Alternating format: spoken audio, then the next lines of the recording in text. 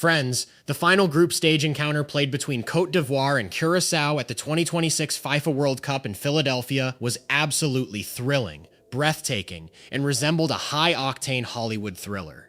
In this monumental battle, both footballing nations displayed such ferocious intensity on the pitch that the excitement reached the absolute heavens. The suspense was maintained until the very final whistle, with the pendulum swinging dynamically back and forth, at times showcasing Côte d'Ivoire's elite technical dominance, and at others, the valiant, warrior-like counterattacks of Curaçao. The constantly shifting dynamics of the game, the relentless physical duels, and a masterful double strike from Nicolas Pepe have permanently etched this encounter into the absolute history books of the sport. With this spectacular display, Les Elephants created ultimate history by securing their first ever ticket to the World Cup knockout rounds. In this exclusive breakdown, we will provide you with a comprehensive, minute-by-minute live highlight commentary of this spine-chilling mega clash, covering every pass, tackle, tactical shift, and magnificent finish in complete detail. So, watch this breakdown with full enthusiasm until the absolute end. This historic battle took place at the prestigious Lincoln Financial Field in Philadelphia. The moment both teams stepped onto the pristine grass, their tactical intentions were crystal clear.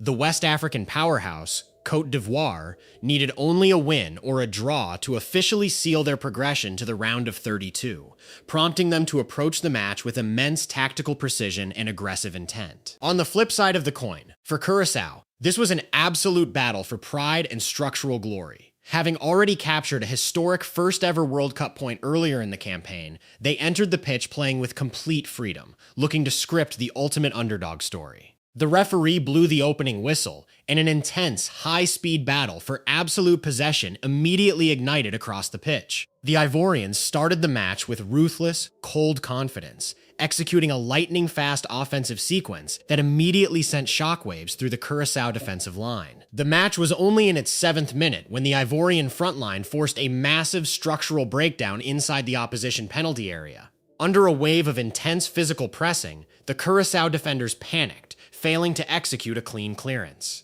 Sensing blood in the water, Nicolas Pepe showed immense anticipation, steaming directly into the 6-yard box like a roaring lion to intercept the loose ball. Pepe read the shifting angles flawlessly, remained completely calm, and unleashed a spectacular, clinical strike past the reaching palms of goalkeeper Eloy Room. The ball rippled the back of the net to stun the opposition and grab a sensational 1-0 lead in just the 7th minute of play, triggering absolute pandemonium among the traveling West African supporters. This early nightmare scenario failed to break the spirit of the Caribbean side, who immediately adjusted their lines and launched an energetic counterattack. In the 10th minute, Curaçao's talisman Tahith Chong produced a majestic, marauding run from the center of the park, carving directly through the Ivorian defensive block. Chong found himself in an incredibly high-value attacking position, but before he could pull the trigger, the tracking Ivorian center backs closed down the space with a perfectly timed sliding challenge. By the 14th minute, Curaçao was dictating a brilliant sequence of short passing combinations, advancing deep into the final third. However, the Ivorian defensive wall remained completely compact, frustrating the underdogs and forcing them into minor tactical errors just before entering the penalty area. Curaçao continued to mount relentless pressure, and in the 16th minute, they created a genuine heart-and-mouth moment for the African giants. Cheryl Floranis received a crisp pass outside the box, looked up, and unleashed a venomous, roaring strike toward the upper corner of the goal, with the ball flying just inches over the crossbar. By the 20th minute, intense tactical drama unfolded at the other end of the pitch. Côte d'Ivoire launched a swift transition, and Amad Diallo looked destined to score an easy second goal. However, in a moment of absolute comedic misfortune, his own teammate, Frank Kessie, accidentally crossed his running path, blocking the shot sequence and causing a massive wave of frustration inside the Ivorian technical dugout. By the 38th minute, intense fouls began flying left, right, and center as Floranis caught Diallo with a reckless challenge. Côte d'Ivoire's resulting free kick sailed directly into the secure gloves of Room. In the 40th minute, Curaçao constructed another gorgeous passing sequence, but their inability to maintain retention in the final third continued to haunt them. Moments later, the exceptional Chong cut infield and unleashed a ferocious, low curler that missed the bottom corner by an agonizing margin. In the 44th minute, Yassine Diomandé delivered a sharp corner for Côte d'Ivoire, which was cleared rapidly, sparking another electric counterattack by Chong, but the sequence ended when Leandro Bacuna committed a heavy foul on Boni. In the 45th minute, Curaçao missed their ultimate opportunity to equalize when Leandro Bacuna found himself completely unmarked in an elite position, but his first-time strike lacked composure and sailed wide of the target. As the referee blew for halftime, Côte d'Ivoire maintained their slender 1-0 advantage. The second half commenced with the Ivorian manager making a key tactical adjustment, subbing off Diallo for Christ Inaoulai to inject fresh energy into the midfield engine room. In the opening minutes of the second half, the pace of the encounter dropped significantly as both teams focused on tactical compactness. By the 52nd minute, Tahith Chong continued to cause immense panic with his dazzling solo runs down the flank, but he appeared completely isolated, receiving minimal support from his overlapping wingbacks. In the 53rd minute, Kessie took a few too many touches inside the area, allowing his final shot to be deflected wide for a corner, which Pepe delivered with immense power only for the Curaçao center backs to head it clear. In 56th minute, Curaçao engineered another beautiful offensive sequence, with Floranis gathering a loose clearance and launching an absolute rocket from distance that shaved the top of the crossbar. The underdogs were playing with immense passion, hunting for the goal that would change the destiny of the match. By the 60th minute, the stadium witnessed an exceptional display of end-to-end football, with the ball moving across the pitch with lightning velocity. Diomandé looked set to break through for Côte d'Ivoire, but an expert, razor-sharp tackle from the Curaçao defense dispossessed him just in time. In the 62nd minute, Doué launched a devastating, explosive run down the right flank, but Fonville used his immense physical strength to marshal him perfectly, forcing the Ivorian attack all the way back to the halfway line.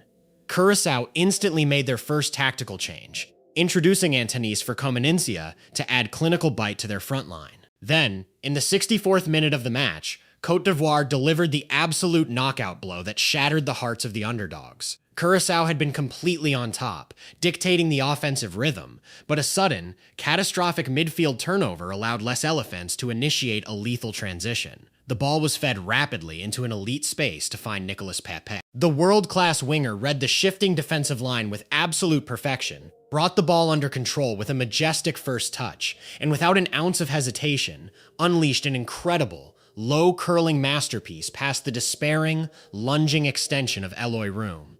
The ball rippled the back of the net to seal a breathtaking brace for Pepe, doubling the lead to 2-0 and completely extinguishing Curaçao's dreams of a late World Cup comeback. With a comfortable cushion established, the Ivorian coaching staff demonstrated masterclass game management in the 68th minute, executing a triple substitution by bringing on Elye Wahi, Touré, and Bafode Diakite to completely lock down the defensive corridors before the players paused for the second official hydration break. In the 75th minute, the relentless Chong cut inside his marker once again, unleashing a powerful drive that forced a loose, bouncing save from Fofana before the ball was cleared.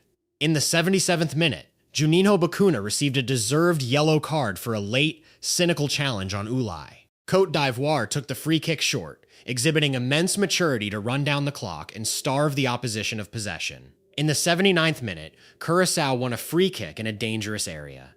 Antonis delivered a pinpoint cross into the heart of the box, where Juninho Bacuna rose highest to connect with a powerful header, but his effort sailed agonizingly over the crossbar. By the 83rd minute, a brilliant cross from the energetic substitute Noslin flashed across the face of the Ivorian goal, but no teammate was there to tap it home.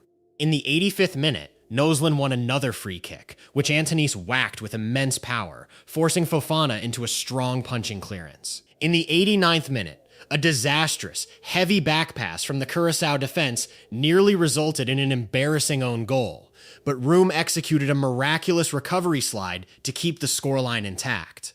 Moments later, Room made another spectacular reflex save, while a desperate, long-range thunderbolt from Noslin in the 94th minute was safely handled by Fofana. After 6 frantic minutes of added time, the match official blew the final whistle. The moment the whistle blew, the entire Côte d'Ivoire dugout stormed the pitch in pure, unadulterated ecstasy, celebrating a historic 2-0 victory. For the first time in the absolute history of the sport, Côte d'Ivoire had successfully crossed the group stage barrier to punch their ticket to the prestigious World Cup round of 32.